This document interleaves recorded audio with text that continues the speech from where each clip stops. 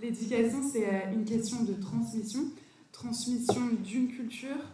Quelle culture? Est-ce que vous ne craignez pas qu'à force de transmettre une culture, il y a une domination par certaines classes? Pour Dieu. Ça, c'est une super question. La question que je posais, elle est au cœur en fait, de l'objection qui a été faite structurellement à l'enseignement. L'idée, vous citiez Bourdieu, effectivement, auquel j'essayais de répondre en fait, dans Les Déshérités. Les Déshérités, c'était une sorte de clin d'œil. Ce livre paraissait en 2014, à un livre qui était sorti 50 ans plus tôt, qui s'appelait Les Héritiers, de Pierre Bourdieu et Jean-Claude Passeron.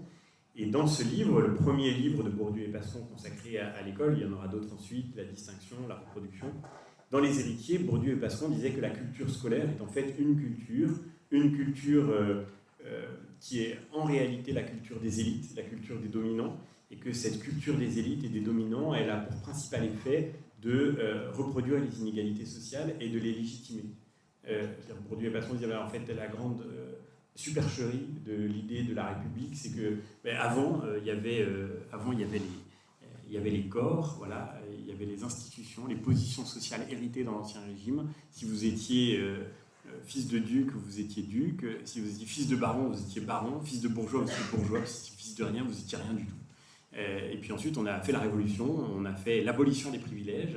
Et c'est le plus grand mensonge de notre société, parce qu'en réalité, quand on regarde ce qui se passe après, on voit que si vous êtes fils de médecin, vous êtes médecin. Si vous êtes fils de prof, vous êtes prof.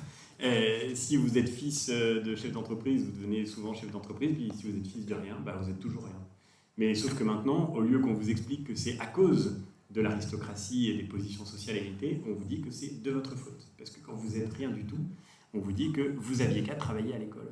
Et si vous aviez travaillé à l'école, vous auriez fini à l'EM Lyon. Là, votre vie aurait été meilleure.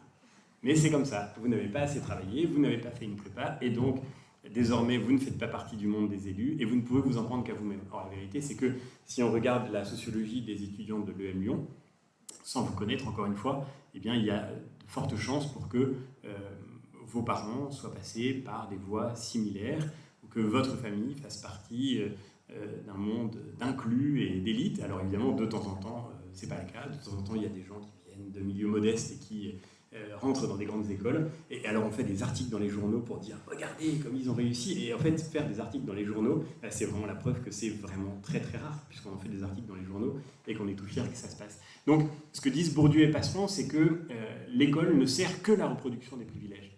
Et c'est cette idée-là qui a été au cœur de la crise de l'éducation. On a dit la culture sert la reproduction des privilèges. Et la culture ne sert que la reproduction des privilèges. Et d'ailleurs, toutes les familles politiques ont leur responsabilité dans la crise de l'école aujourd'hui. Elles ont toutes fini par épouser à peu près cette analyse. Moi, je me souviens, quand j'étais prof, des débats qui entouraient à l'époque la réforme du collège. Quand on a dit, par exemple, là, il faut arrêter avec le cours magistral, il faut arrêter avec la transmission peut-être trop conservatrice d'une culture réputée la culture dominante. On a supprimé, par exemple, le latin et le grec, parce que le latin et le grec, c'était élitiste. C'était la culture, et la culture, la grande culture, c'est la culture qui reproduit les privilèges. Mais la vérité qui s'est produite, en fait, quand cette réforme est arrivée, moi j'étais prof en banlieue, voilà, comme beaucoup de collègues, j'ai pas vécu l'expérience la plus exigeante, parce que j'enseignais en terminale. Le plus difficile, c'est souvent d'enseigner au collège, dans ces coins-là, et mes collègues de collège, voilà, ils disaient tous, mais en fait, si on retire le latin et le grec, il ne faut pas se faire du tout d'inquiétude pour les enfants des milieux favorisés. Ils pourront toujours continuer d'en faire. Les lycées dans ma ville, moi, à Versailles, les grands lycées dont vous parliez tout à l'heure, ils se sont organisés pour financer eux-mêmes les options qui disparaissaient dans l'éducation nationale. Par ailleurs, les enfants des députés qui votaient cette loi, ils étaient pour beaucoup dans l'enseignement hors contrat à Paris. Je sais pas, à l'école alsacienne, par exemple, vous avez plein d'enfants de députés où on fait du latin dès la 6e. Et donc en fait, il ne faut pas trop s'inquiéter pour les enfants des milieux favorisés qui auront toujours accès à la culture. Ceux qui sont privés d'accès à la culture, quand on condamne la culture, ce sont les enfants des milieux modestes. Quand on explique que la culture est inégalitaire et qu'elle produit de la ségrégation, on coupe l'accès à la culture, et en coupant l'accès à la culture, eh bien, on empêche les enfants des milieux défavorisés de pouvoir sortir de la fatalité sociale, mais aussi de pouvoir accéder tout simplement à la connaissance, au savoir. C'est pas seulement une question de position économique, c'est aussi une question de compréhension du monde, de découverte de soi, d'appropriation de sa propre vie intérieure, de liberté tout simplement. Et donc il s'est passé cette tragédie qu'au nom de la lutte contre les inégalités, en fait, on a en réalité détruit ce qui permettait de faire fonctionner cette liberté, cette ouverture dans la vie de la société. On a détruit, en particulier pour les enfants qui sont déjà socialement défavorisés, la possibilité d'accéder à la connaissance. Mais ce n'est pas les élèves qui nous ont dit ça. Moi, je pense que c'est d'abord un problème de grandes personnes. C'est un complexe d'adulte. La question que vous posez, moi, je n'ai jamais rencontré un de mes élèves qui me l'a posé. J'ai rencontré un de mes élèves, j'ai enseigné donc dans des coins où il y avait une grande majorité d'élèves, par exemple, issus de l'immigration.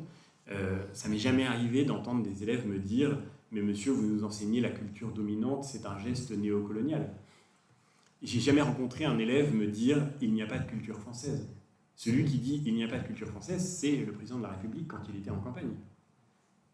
Parce que l'idée qu'il faut dire qu'il n'y a pas de culture française, c'est un complexe de grandes personnes. C'est le complexe des élites. C'est pas du tout le problème des jeunes. Et c'est pas du tout le problème en particulier des jeunes, puisqu'on parle de diversité, c'est pas le problème des jeunes issus de la diversité. Moi, j'ai jamais rencontré un élève issu de l'immigration qui m'a dit « Vous nous parlez de Platon, Aristote, Kant et Hegel, mais ça, en réalité, c'est une philosophie ethnocentrée que vous nous présentez. » C'est à l'UFM qu'on me disait ça. Et la moralité, c'est que du coup, on s'est interdit de transmettre et qu'en réalité, la soif de nos élèves, c'était justement de recevoir ce qu'on avait à leur offrir. Quelle culture transmettre? Qu'est-ce que vous voulez que je transmette sinon ce que j'ai reçu?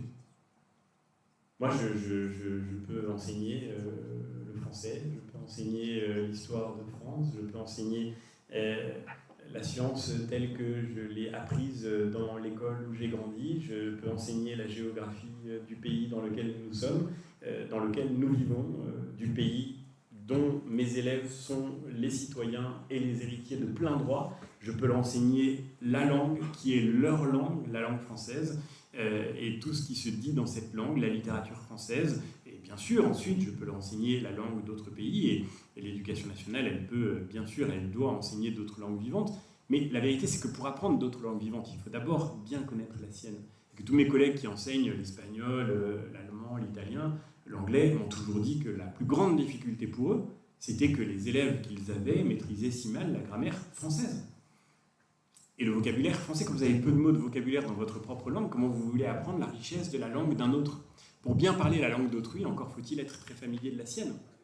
Et la langue française, c'est la langue de tous nos élèves, quelle que soit leur histoire, quel que soit leur parcours, leur chemin, c'est leur langue, ils sont français. Donc, quelle culture enseigner?